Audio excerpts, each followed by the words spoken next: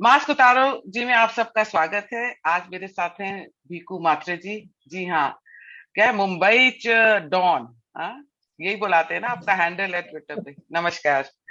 अ, भीकू जी, मेरे को एक तो ये गेम्स ऑफ थ्रोन जो चल रहा है महाराष्ट्र में, उसके बारे में तो बात करनी नहीं है, क्योंकि ये तो पॉलिटिक्स हो गया। और ये पॉलिटिकल पार्टी कब रिवेंज लेती है, तो कब बदला लिया, तो उखाड़ डालो, और ये सब तो चीजें, मतलब पब्लिक इतनी इमोशनल है, स्पेशली हिंदूज इतने इमोशनल हो गए हैं आजकल कि वो बड़े खुश होते हैं। उनको हर चीज लगती है कि ये मास्टर स्ट्रोक है ये।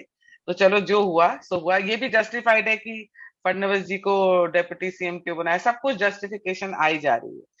मेरे को बात करनी है कि शिवसेना, बाला साहब ठाकरे जी की जो शिवसेना है, उन्होंने कांग्रेस और एनसीपी के साथ गठबंधन किया, वो सीएम बन गए। आप मुझे ये बताइए पहले कि पालघर साधु के बारे में मुझे थोड़ा बताना है लोगों को कि ये पालघर साधु का पूरा क्या इंसिडेंट है। देखिए, एक्चुअली सबसे पहली चीज मैं आपकी ये गलतफहमी दूर करना चाहता हूँ कि शिवसेना ये हिंदुत्ववादी पार्टी है। ये गलतफहमी मैं आपकी सबसे पहले दूर करना चाहता हूँ, बिकॉज उसके लिए आपको शिवसेना के बर्थ में जाना पड़ेगा। शिवसेना जो शुरू हुई थी, it was always started as a team B of Congress. Shivsena खड़ी की थी कांग्रेस मुख्यमंत्री, तभी उस वक्त के मुख्यमंत्री वसंत दादा पाटिल। तो उन्होंने जो ये पर्टिकुलर जो शिवसेना खड़ी की थी, दैट वाज बेसिकली कि वहां पे तभी महाराष्ट्र में, स्पेशली मुंबई में, द ग्रेट मिल स्ट्राइक चालू था। तो ये जो ग्रेट मिल स्ट्राइक था, वो शुरू किया था लेफ्टिस्ट लोगों ने। Doctor Datta Samant, he was a communist leader. और एक कम्युनिस्ट लीडरों की एक खासियत ये थी कि उनके पास रास्ते पे उतर के गुंडागर्दी करने के लिए, मारामारी करने के लिए उनके पास उनके काफी एक्टिविस्ट थे। लेकिन कांग्रेस उनको रास्ते पे उतर के काउंटर नहीं कर पा रही थी। उन्हें ऐसी एक फौज चाहिए थी, एक टोली चाहिए थी कि जिससे कम्युनिस्टों को काउंटर किया जा सके। एंड दैट्स व्हाई शिवसेना को पहले से जो फंडिंग वगैरह था, उनको जो बेसिक सपोर्ट था, लॉजिस्टिकल सपोर्ट था, वो कांग्रेस ने ही दिया था। फिर उसके बाद स्वर्गीय बाला साहेब ठाकरे ने टाइम टू टाइम अपनी पॉपुलैरिटी बढ़ाने के लिए, अपने पार्टी का बेस क्रिएट करने के लिए, फ्रॉम टाइम टू टाइम उन्होंने अलग अलग नैरेटिव सेट किए। पहले मराठी कार्ड खेला कि मुंबई सिर्फ मराठी लोगों की, तो बाकी लोगों को यहां से हकाल दो। तो सबसे पहले शुरू हुआ तमिल लोगों के खिलाफ, बाद में फिर वो हो गया गुजरातियों के खिलाफ। वो होने के बाद फिर क्या होता है, एक रीजनल पॉलिटिक्स को, लिंग्विस्टिक पॉलिटिक्स को एक लिमिटेशन होती है। अब हर राज्य तमिलनाडु जैसा नहीं होता है कि वो लिंग्विस्टिक पॉलिटिक्स पे बरसों से, सदियों से चलता आ सकता। ऊपर से Maharashtra is a progressive state, तो यहाँ पे अलग अलग तरह के लोग रहते हैं, अलग अलग रिलीजन के लोग रहते हैं, अलग अलग कास्ट कम्युनिटीज, अलग अलग रीजन से लोग रहते हैं। तो ऐसे मेट्रोपॉलिटन महाराष्ट्र में ये पर लिंग्विस्टिक पॉलिटिक्स, भिक्खू जी, आप मुझे ये बताइए कि जो आप ये बातें कह रहे हैं, इसका कोई प्रूफ है। इसके काफी प्रूफ है। आप अगर पहले से, अगर आप सपोज जाके देखेंगे कि बहुत सारे न्यूज आर्टिकल्स अगर आप छान मारेंगे, तो आपको शिवसेना का हिस्ट्री आपको मिलेगा कि कैसे वो ग्रेट मिल स्ट्राइक के टाइम वो शुरू हुआ था। उसके बाद उन्होंने जो पहला कार्ड खेला वो था मराठी कार्ड। वो मराठी कार्ड के कुछ लिमिटेशंस थे, इसके लिए फिर उन्होंने तभी दूसरे एक घोड़े पे वो सवार हो गए, वो था हिंदुत्व कार्ड। और वो उस घोड़े पे कब सवार हो गए, जब लाल कृष्ण आडवाणी जी ने जब रथ यात्रा निकाली थी राम मंदिर के लिए, तो उस वक्त फिर उसी चीज का फायदा लेके शिवसेना भी वही घोड़े पे सवार हो गई। तो इस तरह से अगर आप देखेंगे, तो अगर सपोज शिवसेना कांग्रेस या एनसीपी के साथ अलायंस करती है, तो इसमें कोई सरप्राइजिंग बात एटलीस्ट मेरे लिए बिल्कुल नहीं थी। बहुत लोगों को शायद, अगर आप सोशल मीडिया पे जाके अगर थोड़ा सा गूगल पे भी अगर सर्च कर लेंगे, तो आपको कितने सारे फोटोग्राफ्स वो मिलेंगे कि जहां पे बाला साहेब ठाकरे शरद पवार को घर पे बुला के कोल्हापुरी मटन खिला रहे हैं। ऐसे बहुत सारे फोटोज भी आपको मिलेंगे। वो जो उनकी जो, देखिए क्या होता है कि एक पॉलिटिशियन दूसरे पॉलिटिशियन को घर पे दावत देता है, खाना खिलाता है, कोई गलत बात नहीं है। सब पार्टी, सब लीडर्स के across the party line relation होते हैं, लेकिन वो जो एक बोहनी होती है, वो जो एक केमिस्ट्री होती है, दैट इज कंप्लीटली विजिबल। तो ऐसा नहीं है कि कभी भी शिवसेना के शरद पवार के साथ संबंध नहीं थे। लोगों के सामने दिखाने के लिए हाथी के दांत अलग होते हैं और खाने के दांत अलग होते हैं। पर बट भिक्खू जी, एनीवेज, आप एक चीज देखिए ना, बाला साहब ठाकरे जी के रहते हुए बॉम्बे एक सेफ सिटी ऐसे बन गया मेरे को, अभी हम राइट्स की बात बाद में करेंगे, पर जैसे हर लड़की 3 बजे भी घर आती थी, 2 बजे भी घर आए या सुबह 4 बजे भी घर आए, वो सेफ होती थी। तो ये बाला साहब ठाकरे जी को इसका क्रेडिट चाहिए, देना चाहिए। अगर आपको ये क्रेडिट देना है तो आपको ये क्रेडिट देना चाहिए गोपीनाथ मुंडे जी को, जो होम मिनिस्टर थे उस वक्त जब गैंग वॉर बॉम्बे में चरम सीमा में था। अच्छा। मतलब जब दाऊद इब्राहिम की गैंग थी, उसके बाद फिर सामने छोटा राजन अलग हो गए थे तो उनकी गैंग थी, अरुण गौड़ी गैंग थी, अमर नाइक थी। तो मतलब ये जो पर्टिकुलर गैंग वॉर का जो पीरियड था उस वक्त अपने गृह मंत्री थे गोपीनाथ मुंडे जी, और उन्होंने अपने पुलिस डिपार्टमेंट में स्पेशली मुंबई क्राइम ब्रांच को बहुत अच्छे से इस्तेमाल करके उन्होंने गैंग वॉर खत्म किया था। अच्छा, बात अगर रहेगी अभी बाला साहेब की जो हिंदुत्ववादी जो इमेज जो एकदम उभर के आई थी, दैट वाज आफ्टर 1992। 1992 में जो मुंबई में जो दंगे फसाद हुए थे, राइट्स हुए थे आफ्टर बाबरी मस्जिद डिमोलिशन, फिर 93, तो ये दो दंगों की वजह से उनकी हिंदुत्ववादी इमेज बहुत उभर के आई थी। लेकिन जरा अगर आप सोचेंगे, थोड़ा सा ध्यान से सोचेंगे, अंदर जाकर अगर माइन्यूटली देखेंगे, तो ये एक कोइंसिडेंस नहीं हो सकता कि शरद पवार जो सेंटर में थे वो वापस मुंबई में मतलब महाराष्ट्र में मुख्यमंत्री बन के आते हैं, उसके बाद फिर ये दंगे फसाद वगैरह होते हैं, और उसके बाद उसका बेनिफिट आज आप जरा देखिए, जिन जिन जगहों पे दंगे फसाद हुए, बाद में वहां के जिन लोगों को मारा गया, सब कुछ हुआ, जहां के लोग भाग गए वगैरह, उधर के लैंड पार्सल्स का क्या हुआ, उधर के रियल एस्टेट का क्या हुआ, और उस रियल एस्टेट पे और उन लैंड पार्सल्स पे आज कौन बिल्डर बन के ऐश कर रहा है।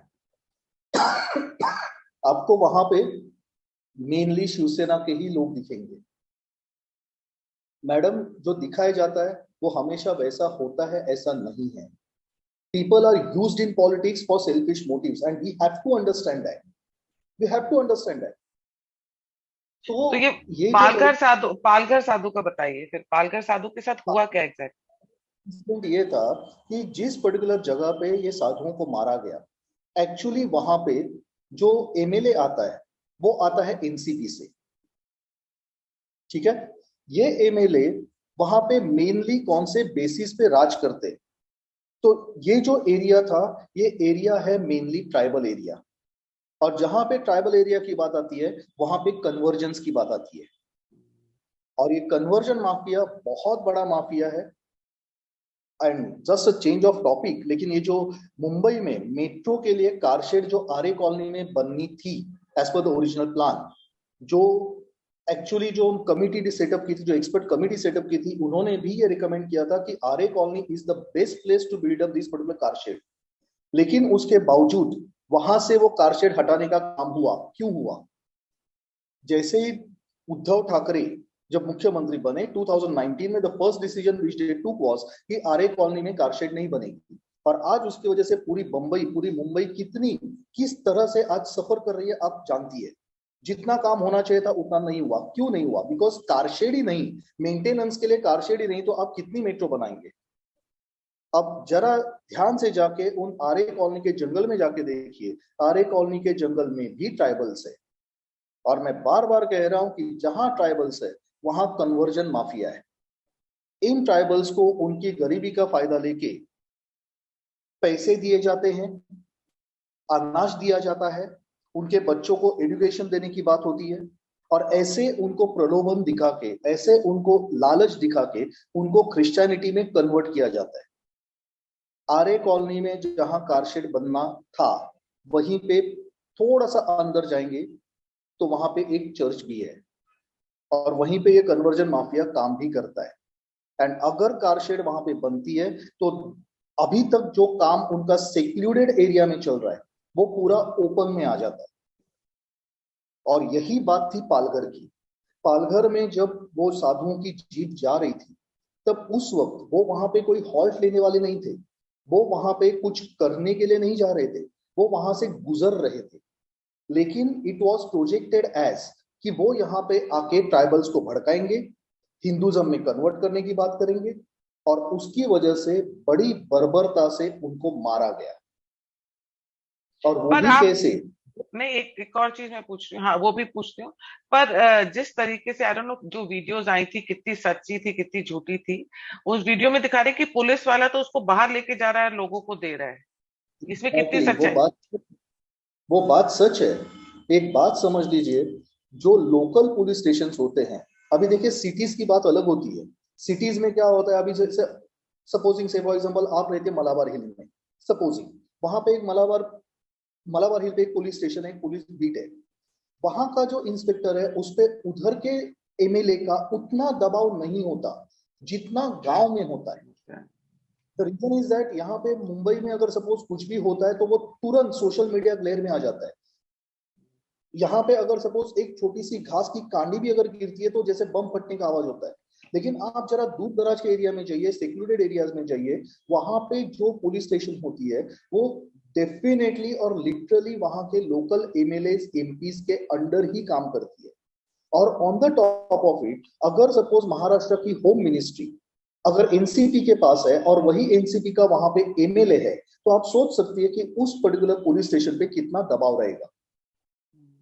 तो लोकल पॉलिटिक्स के हिसाब से ये जब हुआ, ये था कि ये साधु जब वहां से जा रहे थे, उनकी जीप जब वहां से गुजर रही थी, तब उसके बाद जब वो उन ट्राइबल्स ने, एक्चुअली वो कहा जाता है कि वो ट्राइबल्स थे but actually they were nothing else but NCP and communist workers. और ये communist workers and NCP workers ने इन साधुओं को घसीटते हुए उनको मारने की कोशिश की। तब वो अपनी जान बचाने के लिए पुलिस स्टेशन में भागे। तो जो मॉब जमा था उन्होंने पुलिस वालों को धमकी दी कि इन्हें हमारे हवाले कर दो, वरना हम ये पुलिस स्टेशन को ही तबाह कर देंगे।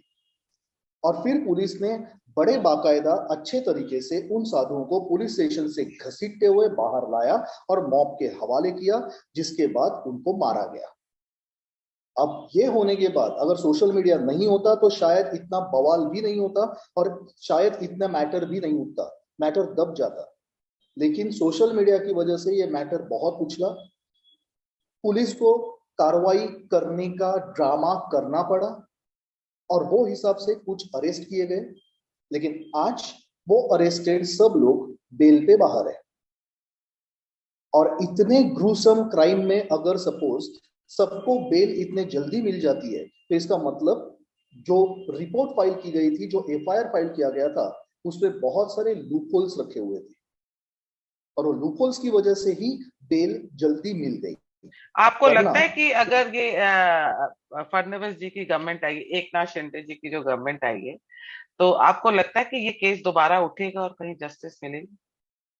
डेफिनेटली होगा, डेफिनेटली होगा। बिकॉज अब क्या है कि एकनाथ शिंदे जी ने जो नैरेटिव पकड़ा है, उन्होंने नैरेटिव बहुत सही पकड़ा है कि हमने शिवसेना क्यों छोड़ी, क्योंकि उद्धव ठाकरे जी ने शिवसेना की जो मेन विचारधारा है उससे धोखा दिया, उससे उससे गद्दारी की।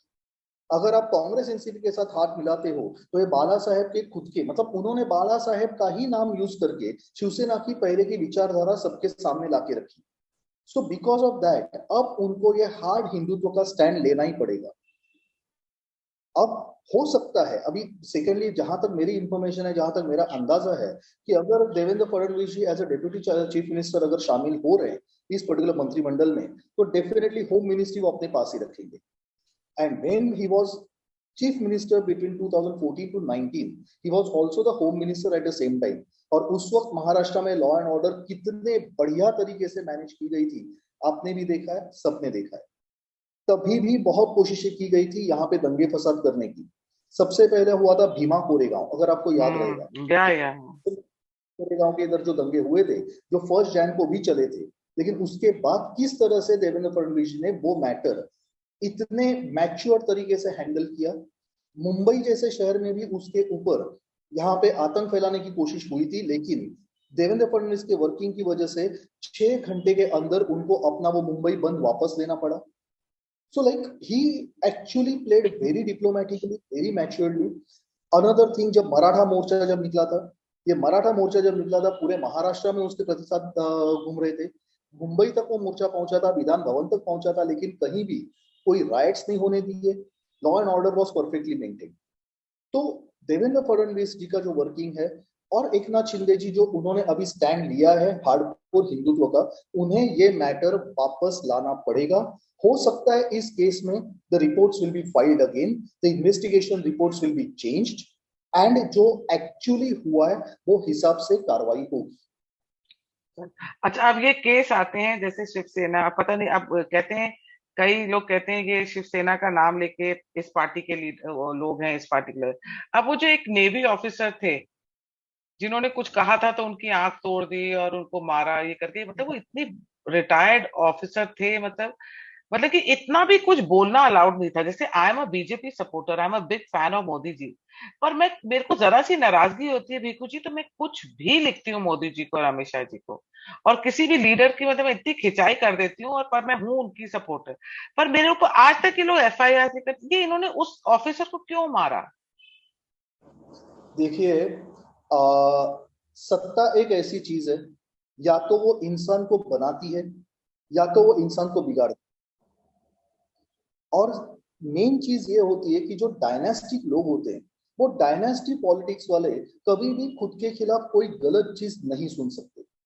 आपने भी अगर देखा रहेगा तो पिछले 1-1.5 साल में जब से मैंने ट्विटर ज्वाइन किया है, तो उस पर्टिकुलर पीरियड में मैंने भी जब भी उद्धव ठाकरे का नाम लिया तो उद्धव ठाकरे जी, आदित्य ठाकरे जी, एक्चुअली मेरे जी का जंजाल होता था उनको जी बोलने में, लेकिन मुझे लिखना पड़ता है। क्यों? बिकॉज कब उठ के कौन मेरे बाल काटने जाएगा, एक तो बचे ही थोड़े हैं, वो भी काटने आएंगे पकड़ में, तो कैसे चलेगा? हम भी परिवार वाले हैं, हमें अपने फैमिली की सेफ्टी देखनी पड़ती है। और एक बात हमें यह समझनी पड़ेगी कि पुलिस जो रहती है, जो प्रशासन रहता है, वो सत्ताधारियों के हिसाब से ही चलता है। ये तो नसीब अच्छा था कि मैं जो स्टेटमेंट अभी बोलने जा रहा हूं, कि वो स्टेटमेंट से शायद आपको सरप्राइज होगा। नसीब अच्छा था कि Mumbai police commissioner was Parambir Singh. ये सुनने के बाद शायद आपको थोड़ा सरप्राइज लगे, बिकॉज परमबीर सिंह, अरे उनका तो नाम इसमें था, उन्होंने एसएसआर केस में भी ऐसा किया वैसा किया। Parambir Singh has played very smartly, और उसकी वजह से आज नवाब मलिक और अनिल देशमुख जैसे लोग जेल में सड़ रहे हैं। मिनिस्टर्स होने के बावजूद उनको जेल जाना पड़ा, तो उनके खिलाफ जो केस बनी वो कितनी तगड़ी केस बनी रहेगी आप सोच सकती हैं। पर क्या करा और ये उन्होंने ऐसा परमवीर जी ने? उन्होंने एक्चुअली जो लिंक्स थे वो बाहर भेजे। अंदर के जो जो बोलते हैं कि जो सीक्रेट रिपोर्ट्स होते हैं, जो कुछ भी होता है, जो अंदर की जो हालचाल होती है, ये बाहर लीक कौन करता था? ये बाहर लीक करने का काम परमबीर सिंह जी ही करते थे। और एक सही वक्त देख के उन्होंने सीधा ये आरोप लगा दिया कि पुलिस डिपार्टमेंट को तो ये हम लोग को टारगेट दिया गया था हर महीना 100 करोड़ वसूली करके देने का। कौन सा पुलिस कमिश्नर ये बात ओपनली बोलेगा? उन्होंने अर्नब को जो कुछ भी फुटेज मिलने दिया, वरना Parambir Singh is a very senior officer, और ये तो मैं बिलीव ही नहीं कर सकता कि परमबीर सिंह जैसे सीनियर ऑफिसर को ये पता नहीं है किसी जर्नलिस्ट के साथ कैसे बिहेव किया जाता है, और कितना बड़ा बवाल हो सकता है, specially that journalist is hyper like Arnab Goswami. लेकिन उन्होंने ऐसी ऐसी हरकतें करके उल्टा ये उद्धव ठाकरे सरकार को पब्लिक के सामने पूरी तरह से नंगा कर दिया।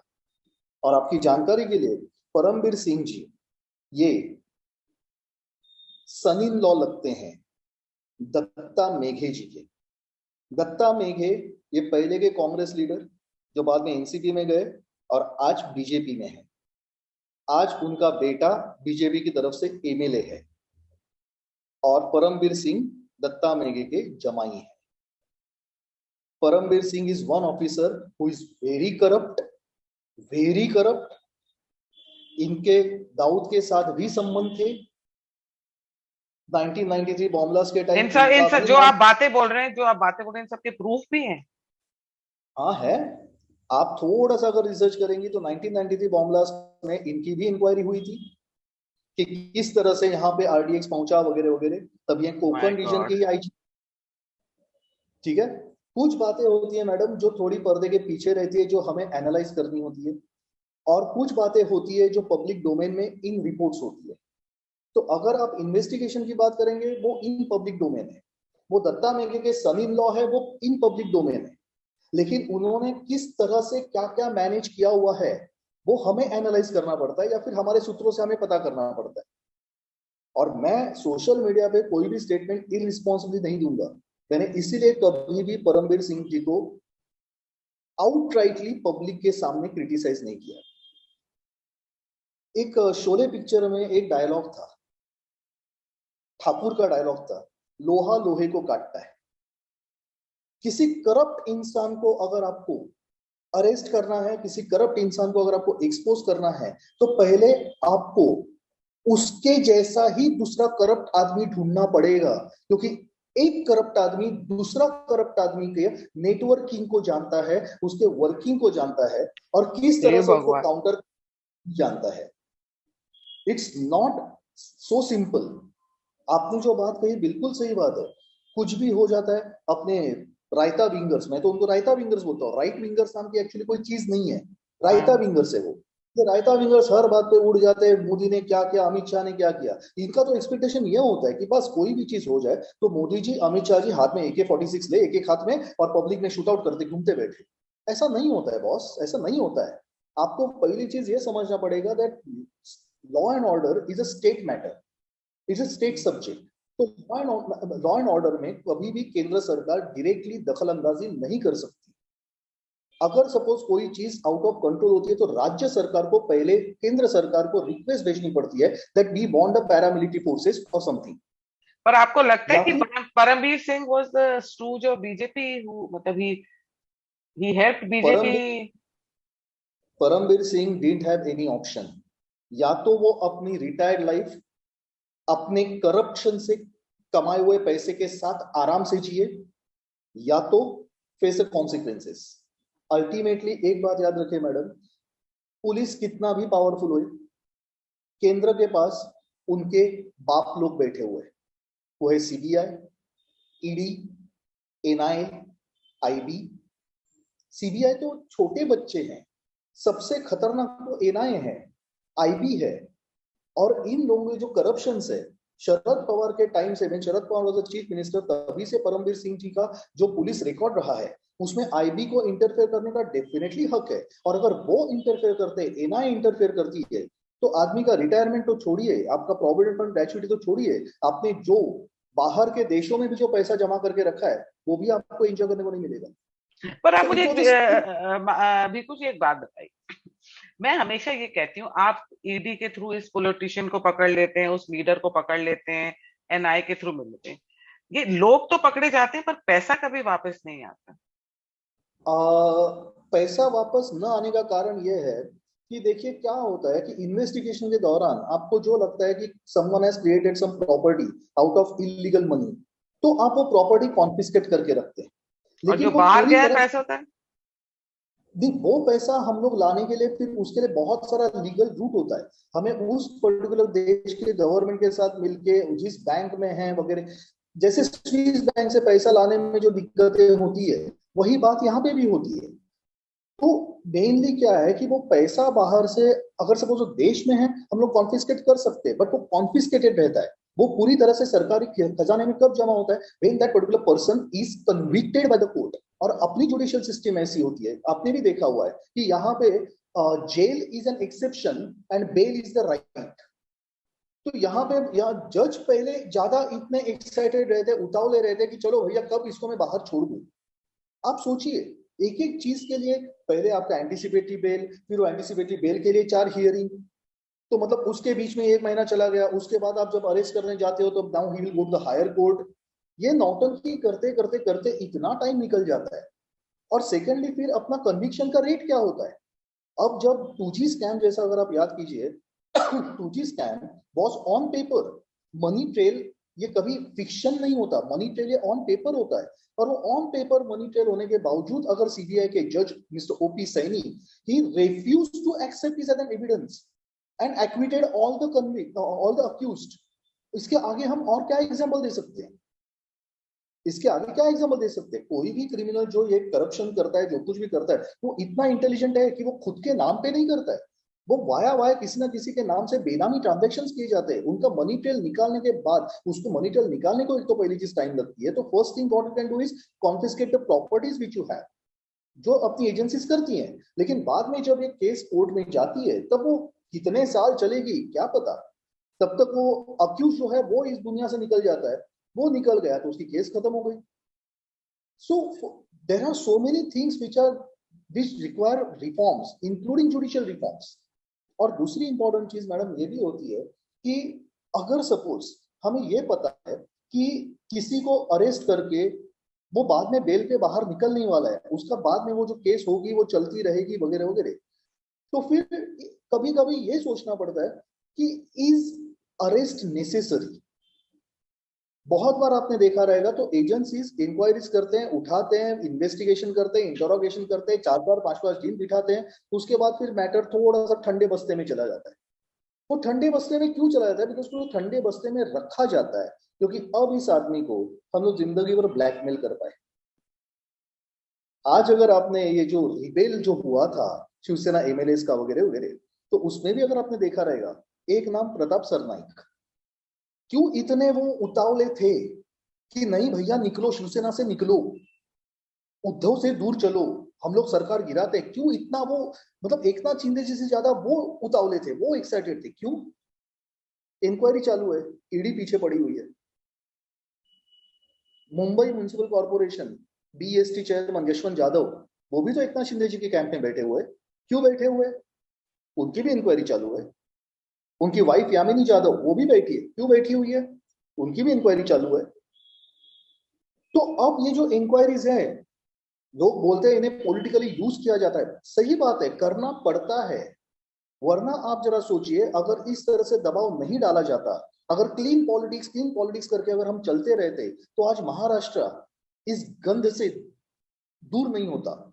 महाराष्ट्र में जो गंदगी फैलाई थी इन लोगों ने 2.5 साल में, जो महाराष्ट्र की उन्होंने अवस्था करके रखी थी, मैडम हम तो खुशनसीब है कि हम मुंबई में रहते हैं, चलो ठीक है, खाना पीना अपना चल रहा है।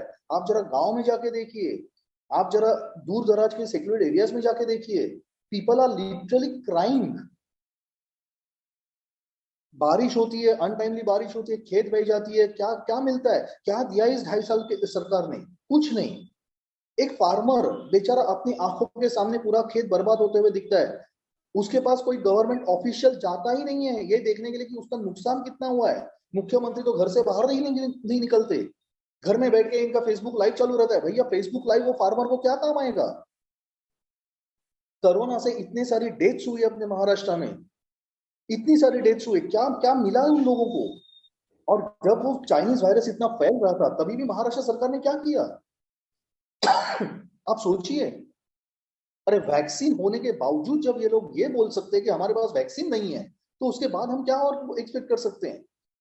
जब हेल्थ मिनिस्टर मनसुख मंडाविया जी ने जब पूरा रिकॉर्ड दे दिया कि देखो भैया डे वाइज हमारे पास इतना इतना हमने वैक्सीन दिया हुआ है और आपने इतना इतना वैक्सीनेशन किया हुआ है, बाकी का स्टॉक किधर है? ऐसी सरकार और 2.5 साल चलती, तो आप सोचिए कि हो सकता है 2.5 साल बाद हम भी किसी, आप और मैं किसी गांव में बैठे होते, क्योंकि मुंबई में रहना भी हमारे लिए अफोर्डेबल नहीं होता। लिटरली नौबत ये लाके रखी थी एक बेस्ट चीफ मिनिस्टर ने कि लोगों को अपने सेविंग्स तोड़ते जिंदा रहना पड़ रहा था। आदमी सेविंग्स बनाता है फ्यूचर के लिए, अपने बच्चों के लिए, वो तोड़ के अगर घर में राशन भरने की नौबत आए, तो आप सोचिए। तो ऐसी गंध को हटाने के लिए हमें पॉलिटिकली सब कुछ करना पड़ता है, और वही एजेंसीज ने किया है। It's as simple as that. So politics सब जगह है। The only thing is that we have to think from this particular point of view कि वो पॉलिटिक्स अच्छे के लिए है कि बुरे के लिए है।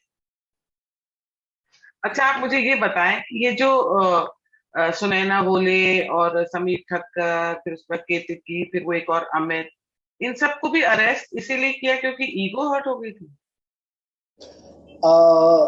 ऑब्वियसली ईगो तो हर्ट हुई थी।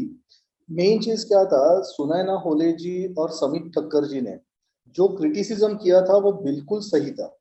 The only thing is that उन्होंने शायद उनके कुछ ट्वीट्स में जो लैंग्वेज यूज की थी, जिसकी वजह से वो लीगली प्रॉब्लम में आए। अब एक्चुअली देखा जाए तो that particular language wasn't so harsh, और दैट वाजंट समथिंग कि जिसकी वजह से किसी का पर्सनल इंसल्ट हो जाए या कुछ भी हो जाए। बट एक वो दोनों के अकाउंट्स बड़े अकाउंट्स हैं, उनका रीच बहुत ज्यादा है, तो अरे उस अगर वो टाइम तो कुछ इनके 10-10 हजार फॉलोअर थे, बाद में इन लोगों के हो गए 70-70-80 हजार, क्योंकि इनको अरेस्ट कर लिया, हाँ पॉपुलर लेकिन कर दिया। मेन चीज ऐसी है कि Samit Thakkar is also politically well connected, Sunaina Holey ji is also politically well connected. तो मतलब इन शॉर्ट क्या है कि इनसे, इनके ट्वीट से इनको ज्यादा डर लग रहा था। अगर एक आम आदमी कोई चीज ट्वीट करता है तो शायद वो इनको इतना फर्क नहीं करेगा, लेकिन इन्होंने जो नाम वगैरह लेके, बट डेफिनेटली जो हुआ था that was against freedom of speech, और और यही कारण था कि अगेंस्ट केतकी, फ्रीडम ऑफ।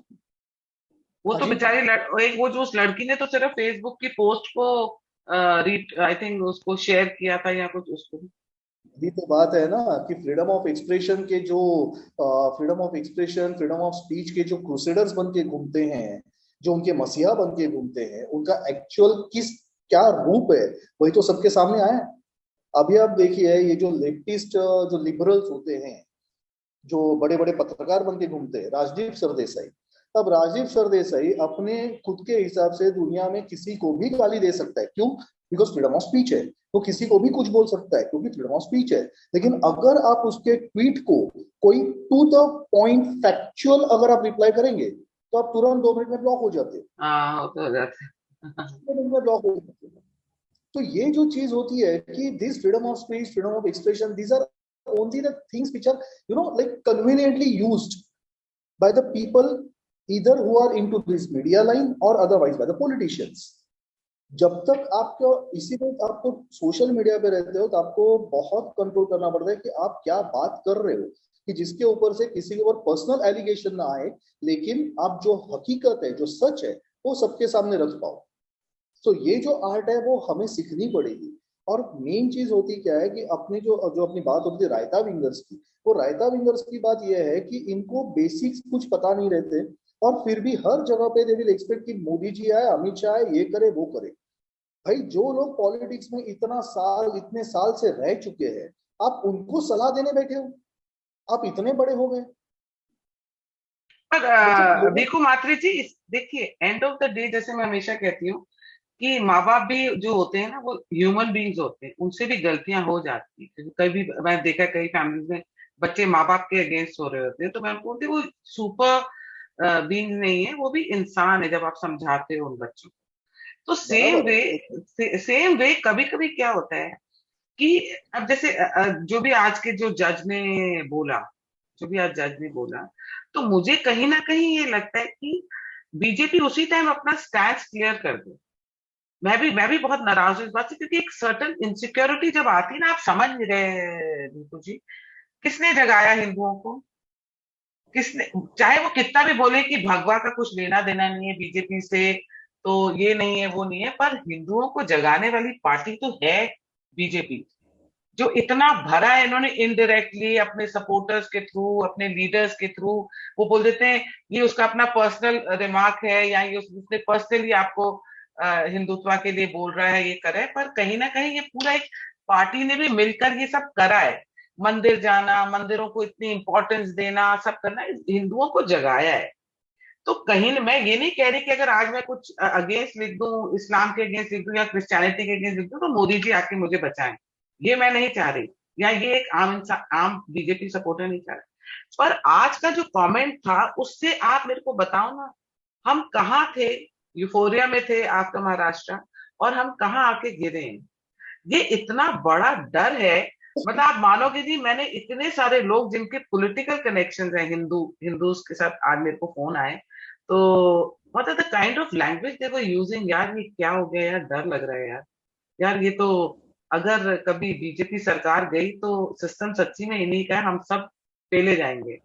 मतलब इतने स्ट्रांग लोग विद गुड गुड कनेक्शंस, वो भी तक इतना डर गए। आज मुझ जैसे हिंदू को भी डर लगने लग गया कि मेरे बच्चे हैं, मेरे फैमिली है, मतलब कि कल कुछ भी हो जाए। तो मतलब ये आज का स्टेटमेंट वो समथिंग विच इज लाइक कि एक तरीके से एक रूल पास हो गया है, जैसे कि ना, मतलब कैसे समझाऊं मैं आपको? इट वॉज अ वेरी नहीं वेरी, आपको मैं लोगों के सवेरे, सेंटीमेंट, आप रायता विंग्स कह रहे हो उनको, अब जैसे मैं भी बहुत ऑब्जेक्शंस देती हूँ मोदी जी को, मैं ये नहीं कह रही बोले, पर आप चलो, एक तो है रायता विंग, वो जो मुझे लगता है दे आर पेड, क्योंकि वो मैंने उनकी ट्वीट्स देखी हैं।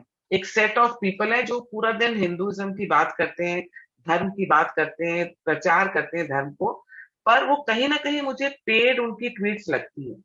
वो एक पूरा एक सेक्शन है, वो हार्म करता है, वो बीजेपी को हार्म कर रहा है, हिंदू बनकर to portray something through a party, some other political parties are portraying BJP in bad light through this raita wing. पर आप मुझे बताओ, आज अगर हिंदू डरा है, मेरा माली जो मुझे ऐसे लगता था अनएजुकेटेड है, उसने आज मुझे आके बोले क्या कह दिया जज साहब ने। मतलब आप समझ नहीं रहे, जगाने वाला कौन था?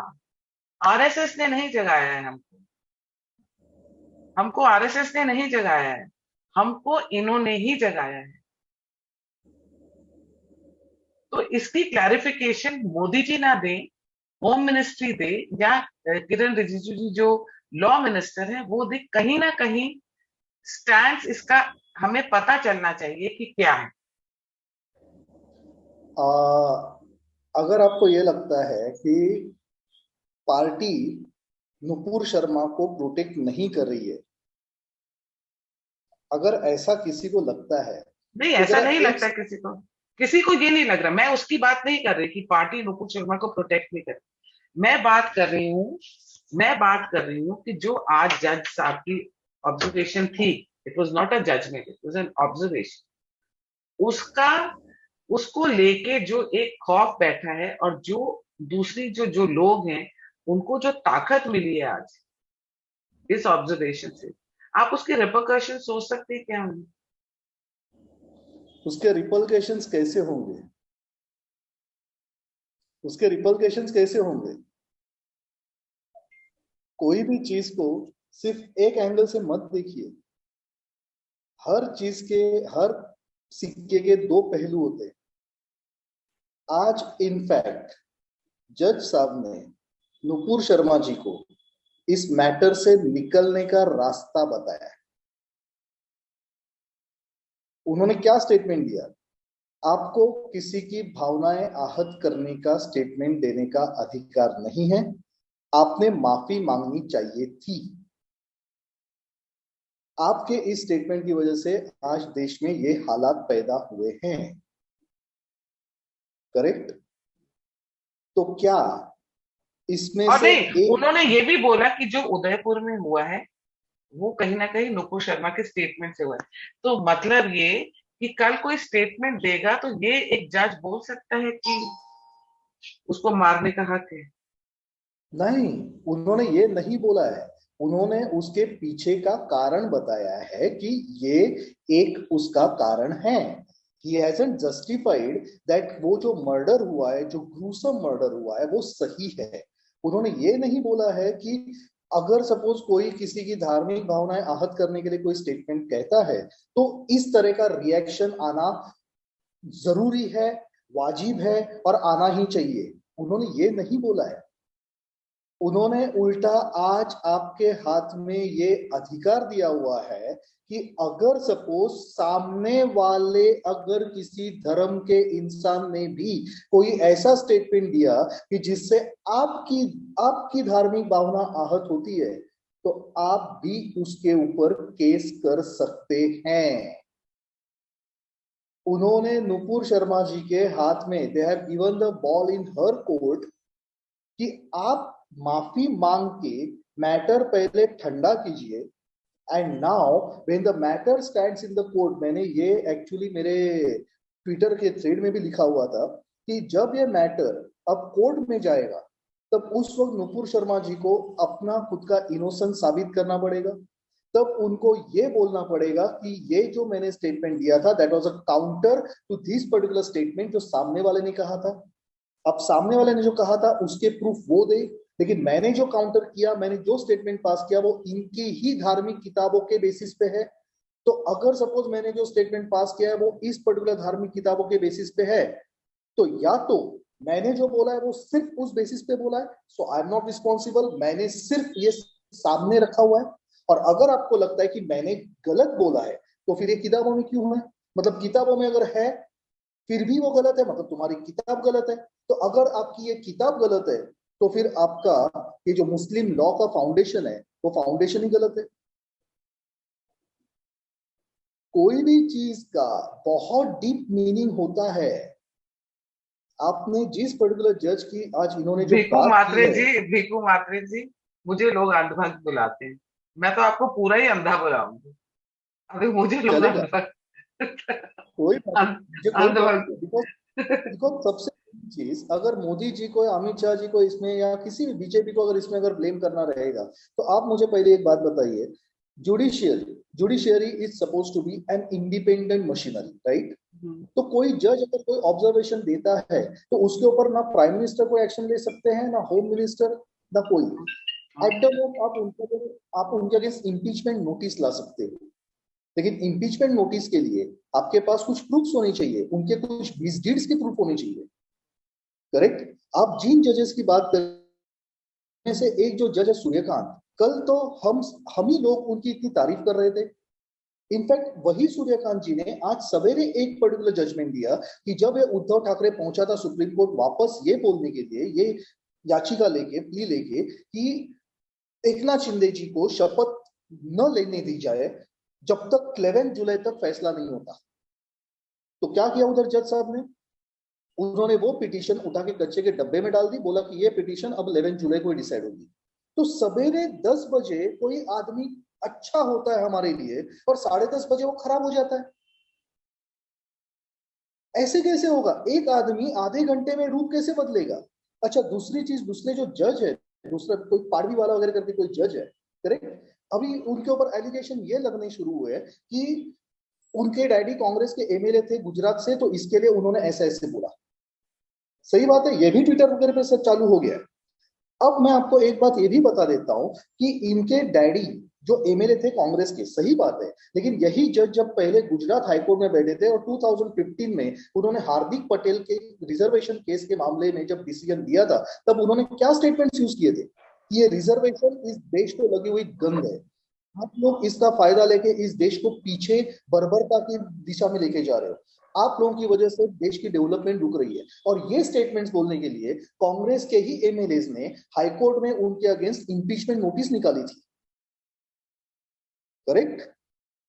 Every I am not saying that judiciary is not partial, अपने है, जुडिशियरी अपने इधर पार्शियल है, अपने इधर बहुत सारे जजेस है कि जो एक इकोसिस्टम का पार्ट है, लेकिन हम ये नहीं भूल सकते कि हर आदमी उसमें नहीं है। और ये जो 1947 से जो इकोसिस्टम डेवलप हुई है, वो 5 साल में चेंज नहीं हो सकती, आप ये समझिए। तो इसके लिए जो कुछ भी आज आपके पास है, उन्हें मैन्युपुलेट करके, उन्हें यूज करके, उन्हें ट्विस्ट करके हमें अपने हिसाब से काम करवाना होता है। और आपको नुपुर लगता है शर्मा कि जी, नुपुर को अब हर जहां जहां एफआईआर फाइल हुई वहां सब जगह जाना होगा? अगर सपोज वो सब, सबसे पहली चीज नुपुर जी को एक स्टेटमेंट ये देना है कि मेरे इस पर्टिकुलर स्टेटमेंट से जो धार्मिक भावनाएं आहत हुई है, उसके लिए मैं माफी मांगती हूँ। और वैसा एक स्टेटमेंट वो ऑलरेडी इशू भी कर चुकी है, तो इसमें कोई गलत बात नहीं है। ठीक है? वो होने के बाद वो होने के बाद फिर आप वापस कोर्ट जा सकते हैं and you can apply for regrouping of all the FIRs कि मिलॉर्ड आपने जो कहा था हमने वही हिसाब से किया है।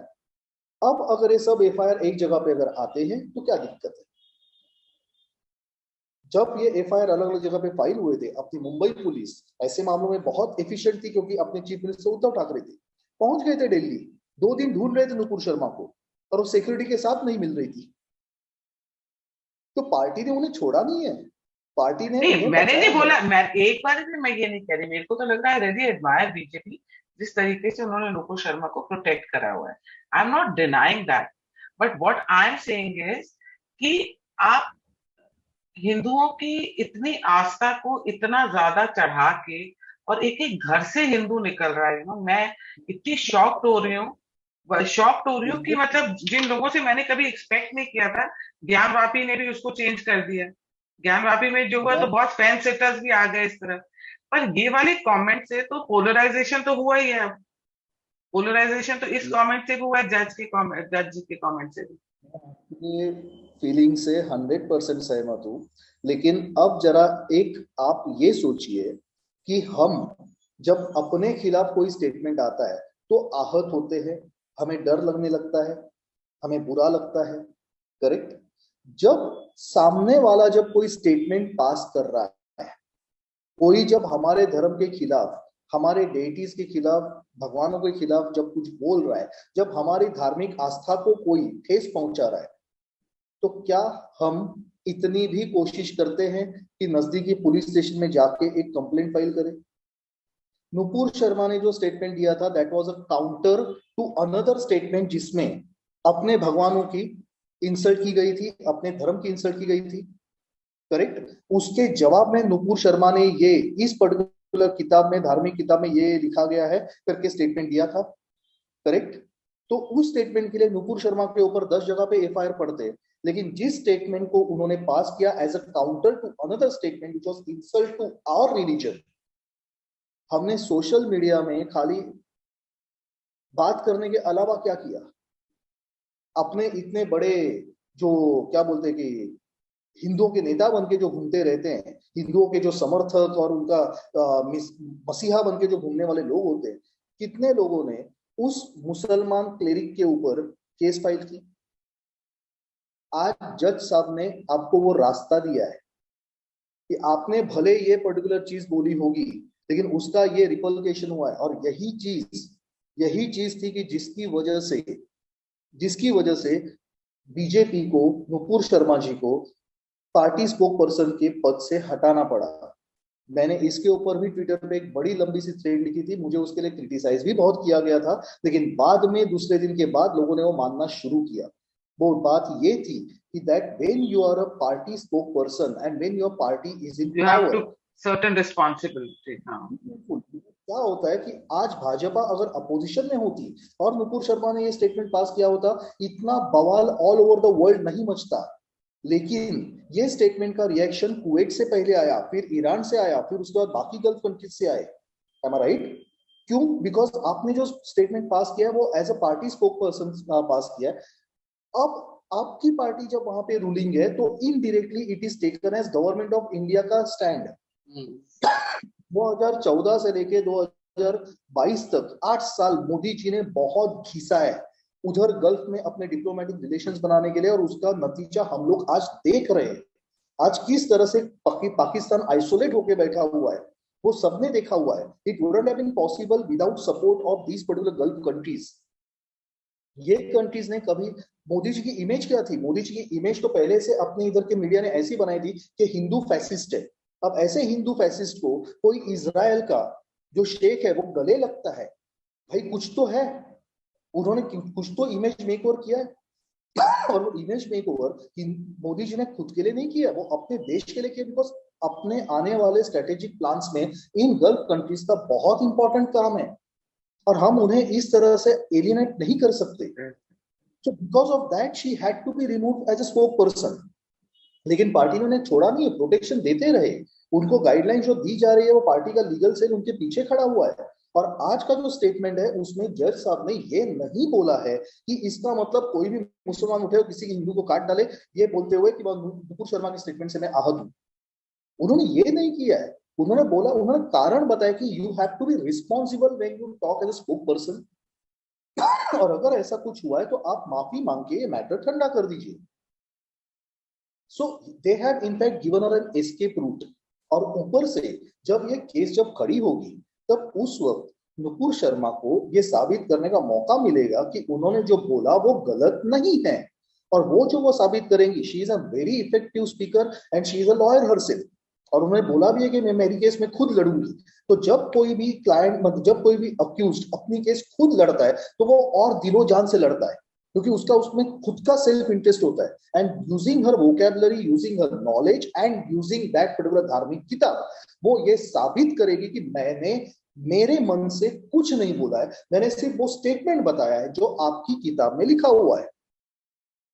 एंड जस्ट इमेजिन जब वो चीज दुनिया के सामने आती है तब उसके बाद आपके उस मजहब की क्या इज्जत रहती है। फिर या तो आपको मानना पड़ता है कि हाँ हम ऐसे घटिया तरीके से हमारी किताब में लिखा गया है, या तो आपको ये मानना पड़ेगा कि ये किताब हमारी नहीं है। तो in both the cases it's a win win situation for Hindus only. So some things are not to be responded immediately on the spot. कुछ चीजें ऐसी होती है कि जिसके बहुत से रिपरकशंस होते हैं, और कोई भी जज पे मैं जुडिशियरी का 100% सोल हार्टेडली ब्लाइंडली सपोर्ट नहीं कर रहा हूं। लेट मी बी क्लियर, मैंने अभी भी थोड़ी देर पहले बात करते वक्त एक एग्जांपल दिया कि सीबीआई जज ओपी सैनी कैसे उन्होंने जो फैक्चुअल डॉक्यूमेंट बेस्ड जो पर्टिकुलर प्रूफ थे उनको भी मानने से मना किया। तो मतलब मैं जुडिशियरी को कोई भी क्लीन चिट नहीं दे रहा हूं, लेकिन हर जज कुछ गलत ही कर रहा है ये जरूरी नहीं है। ये भी तो हो सकता है कि उस जज के मुंह से कुछ बुलवाया जा रहा है। Just think on that. And Zubair के अगर केस में क्या होगा? जुबैर केस का तो उसको ऑलरेडी जो कुछ भी उसका एप्लीकेशन था दैट इज ऑलरेडी रिजेक्टेड। अब उसकी केस डायरेक्ट 4 वीक्स के बाद उन्होंने खड़ी की है। दिल्ली हाईकोर्ट का अभी तक थोड़ी देर पहले रिजल्ट आया, उनका वर्डिक्ट है कि अभी 4 हफ्ते बैठे हो पुलिस कस्टडी नहीं, में। पर आप ये बताओ, उसने तो सब अपने जो सारी जो चीजें थी, अपने लैपटॉप, अपना वो सारा एविडेंस तो डिलीट कर दिया। इलेक्ट्रॉनिक सर्वेलेंस ऐसी चीज होती है कि आप कहीं भी कुछ भी डिलीट कीजिए मैडम। आप अपने मोबाइल से अगर आप कोई वीडियो या कोई फोटो भी डिलीट करती है तो जब वो लैब में जाता है तो उसे भी रिट्रीव किया जाता है, क्योंकि आपका इलेक्ट्रॉनिक मीडिया एक ऐसी चीज होती है, इलेक्ट्रॉनिक जो डिवाइसेस है वो ऐसी चीज होती है कि वहां के प्रूफ कंप्लीटली इरेडिकेट हो ही नहीं सकते। और दूसरी चीज, it's not only about one stupid Zubair, it's about that Alt News. अगर आपने ये देखा रहेगा तो ED has already sent a notice now, they have already filed a case against all news founders including this Mohammad Zubair as well as Pratik Sinha। 4 लोगों के खिलाफ case already file हो चुकी है कि इनका जो फॉरेन फंडिंग आता है वो कैसे एक एक जगह से घूम घूम के इनके पास पहुंचता है, which is in violation of फेरा। तो मतलब एवरीथिंग इज पर हैपनिंग। इनको भी बेल मिल जाएगी और केस पे केस चलता रहेगा। नहीं, बेल मिलेगी तो भी केस एक बार जब उनका खड़ा होता है तो उसके बाद उनके जो कुछ भी फाइनेंशियल लिंक्स है वो तो सबसे पहले टूट जाते हैं। वो तो सबसे पहले टूट जाते हैं। कोई भी चीज करने के लिए पहले सामने वाले का पैसा तोड़ो, दैट इज इंपॉर्टेंट। जब पाई पाई के लिए मोहताज हो जाएगा तब कब तक सर्वाइव करेगा, और कब तक तुम्हारी इकोसिस्टम तुम्हें पालती रहेगी। आप जरा सोचिए कि इस जुबैर ने अभी तक पुलिस कस्टडी में क्या क्या उगला रहेगा और किस किस की तरफ किस किस के अगेंस्ट उगला रहेगा। जैसे आर्यन खान को जब पकड़ा गया था वो ड्रग्स केस में, आर्यन खान को कभी अक्यूज बना के उसको कन्विक्ट करने का प्लान ही नहीं था। क्या करेंगे एक ड्रग एडिक्ट को आप 4 साल जेल में डालोगे, 2 साल जेल में डालोगे, क्या फायदा होने वाला है। लेकिन मेन क्या था, वो जब जेल में बैठा था तब उसको बचाने के लिए जो उनके फादर जो आगे आए थे उन्होंने कितनी इंफॉर्मेशन वहां पे उगली रहेगी। और वो इंफॉर्मेशन का फायदा लेके अगर आपने देखा रहेगा तो उसके बाद ही आर्यन खान को बेल मिलने के बाद ही अर्जुन रामपाल का वो जो ब्रदर इन लॉ है उसको अरेस्ट की गई थी। तो हर जगह पे हर एक को सिर्फ जेल में डालना is not a target. Jail में डालने के साथ साथ उसके पास से इंफॉर्मेशन निकालना और वो नेटवर्किंग जो है वो तोड़ना, that is the main target. और ये सब चीजें 2 मिनट्स मैगी नूडल्स नहीं होती, इसमें वक्त लगता है। सॉरी, जिस जुडिशरी की हम लोग बात अभी कर रहे थे, आप जरा सोचिए, राम मंदिर का वर्डिक्ट मोदी जी यही जुडिशरी से लेके आए ना। रंजन गोगोई उनके डैडी भी तो कांग्रेस के चीफ मिनिस्टर रह चुके थे ना, करेक्ट। चंद्रचूड़ सबको पता है ही इज अ लेफ्टिस्ट, सबको पता है ही इज अ लेफ्टिस्ट। तो फिर उन्होंने ये वर्डिक्ट लिखा, आपने अगर देखा रहेगा तो ये वर्डिक्ट के जो वर्ड्स थे वो चंद्रचूड़ जी। कौन सा वर्डिक्ट? राम मंदिर। अच्छा, राम मंदिर वर्डिक्ट 5 इंचेस का वो 5 जजेस का वो बेंच था। 5-0 का पहली चीज रिजल्ट लेके आना, 5-0 का रिजल्ट लेके आना। उसके बाद क्यों 5-0 का, बिकॉज सो दैट इस पर्टिकुलर केस के इस पर्टिकुलर वर्डिक्ट के अगेंस्ट कोई रीअपील न हो जाए, पुनर्विचार याचिका। जब पहले बेंच ने रिजल्ट दिया 5-0 तो उसके बाद अगर आप किसी भी बेंच में जाओगे तो जज सिर्फ एक ही चीज बोलता है, 5 जन बेवकूफ थे क्या? 5 जन बेवकूफ थे। ये वक्फ बोर्ड ने, ये मुस्लिम लॉ बोर्ड ने सब जगह पे कोशिश की, पुनर्विचार याचिका खड़ी भी नहीं हुई। क्यों? Because power of 5-0। वो 5-0 में एक मुस्लिम जज भी था ना। उन 5 जजेस में एक ऐसा जज था सुप्रीम कोर्ट मतलब अपने चीफ जस्टिस जिनके डैडी कांग्रेस के चीफ मिनिस्टर थे। उनमें एक नंबर 2 जो आने वाले नेक्स्ट चीफ जस्टिस थे बोबड़े सर, वो भी थे। और सबसे बड़ी बात तो ये थी कि उनमें एक वेल नोन कम्युनिस्ट थे चंद्रचूड़, तो भी कैसे वर्डिक्ट आया? तो क्या ये कानून की जीत थी? इतना तो मैं बेवकूफ हूं नहीं समझने के लिए कि हाँ ये कानून की जीत थी। ये वर्डिक्ट इतने साल से भी नहीं आ सकता था, तो अब कैसे आया? कुछ तो हुआ रहेगा। इकोसिस्टम अगर आप इमीडिएटली सेटअप नहीं कर सकते तो जो सेटअप की हुई इकोसिस्टम है उसके साथ खेलना सीखना पड़ता है, उनको ही इस्तेमाल करना भी सीखना पड़ता है। अच्छा, अब आप मुझे बताइए फटाफट, मेरा आखिरी क्वेश्चन आपसे, ये बॉलीवुड का क्या नाता है शिवसेना से, एनसीपी से, कांग्रेस से? ये रिश्ता क्या कहलाता है? ये रिश्ता बहुत कुछ कहलाता है। बॉलीवुड के पार्टीज में ड्रग्स चलते हैं, वो ड्रग्स का धंधा मुंबई में कौन संभालता था? नवाब मलिक, जिसकी वजह से अंदर बैठे हुए। ड्रग्स भारत में आते कहां से? पाकिस्तान से, आप ऐसे नेपाल जैसे से। जैसे आपने नवाब मलिक जी का नाम ले लिया, सब लेके इन सब बातों के प्रूफ आ गए हैं? उनके इन सब बातों के प्रूफ आ गए हैं क्या, जैसे नवाब मलिक जी का नाम लिया? इतने साल इतने महीने हुए हैं, नवाब मलिक जी को बेल नहीं मिल रहा है, इससे ज्यादा प्रूफ और क्या चाहिए? तो मतलब कितनी वाटर टाइट केस उनके अगेंस्ट बनाई होगी। डायरेक्ट नेक्सस से निकाले हैं, फिनेंशियल प्रूफ निकाले हैं, ऑन पेपर रिकॉर्ड निकाले हैं।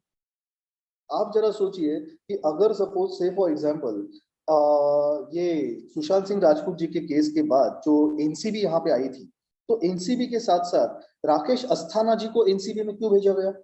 वो तो बीएसएफ के इंचार्ज थे। क्योंकि बेसिकली बीएसएफ क्रॉस बॉर्डर का काम देखती है, और यहाँ पे जो ड्रग्स आते हैं वो भी क्रॉस बॉर्डर ही आते हैं। अच्छा, क्रॉस बॉर्डर से आते हैं तो पाकिस्तान से आते हैं, तो पाकिस्तान में ड्रग्स का कारोबार कौन करता है? हमारे आदरणीय दाऊद जी।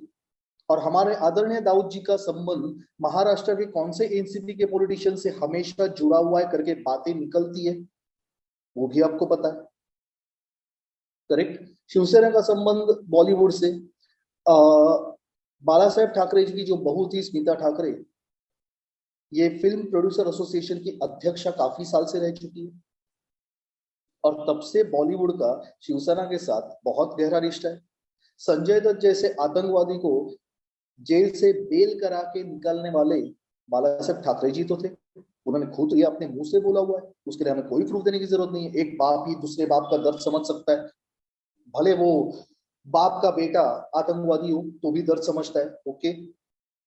जावेद मियांदाद जैसे आदमी को मातोश्री पे काफी उनकी खातिरदारी की गई है, इसके भी प्रूफ है। Everything is open in public domain. और आदित्य ठाकरे जी के जो खास दोस्त है, वो खास दोस्तों में किन किन के नाम आते हैं वो भी आपको पता है, मीडिया में आए हुए। तो हम आगे और क्या बोले?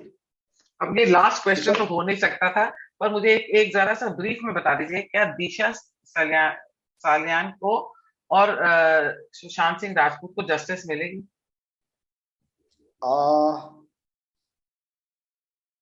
किस तरह से जस्टिस? मतलब उनके कभी जो उन, किलर हाँ, जो किलर्स है, वो उनको पनिशमेंट मिलने के चांसेस नहीं है। क्योंकि आप किस बेसिस पे पनिशमेंट दोगे? कोई एविडेंसेस तो बचने चाहिए। The entire investigation was बॉस्ड up, postmortem report change किए गए, लेकिन अब आप ये साबित नहीं कर सकते कि पोस्टमार्टम रिपोर्ट चेंज किए गए, क्योंकि वो चेंज करने वाले भी जो ऑफिसर्स थे, जो कुछ भी थे, वो तभी एक पर्टिकुलर मशीनरी का पार्ट थे। सीबीआई के पास जब वो केस आई थी, वो कम से कम 1-1.5 महीने बाद आई थी, तब तक पूरा रायता ऑलरेडी फैल चुका था। सो हाँ, नो उन्हें जस्टिस। ऐसे जस्टिस नहीं मिलेगा, लेकिन जस्टिस अलग तरीके से मिलेगा कि जो लोग इसके लिए जिम्मेदार हैं वो सिस्टम तोड़ी जाएगी, वो सिस्टम तोड़ी जाएगी, ताकि आगे जाके वापस कभी कोई दूसरी दिशा सैलियन या सुशांत सिंह राजपूत न बने। And we have to be practical. Thank you so much Bhiku Mhatre ji, thank सच्ची में मुंबईचा डॉन, हाँ, पक्का। थैंक यू सो मच, आपने जो जो बोला, और आप कह रहे हैं आपके पास सब बातों का प्रूफ है और सब कुछ गूगल पे है और हर जगह है, तो आई होप ये people will enjoy watching this. Thank you so much, बहुत बहुत थैंक यू। धन्यवाद।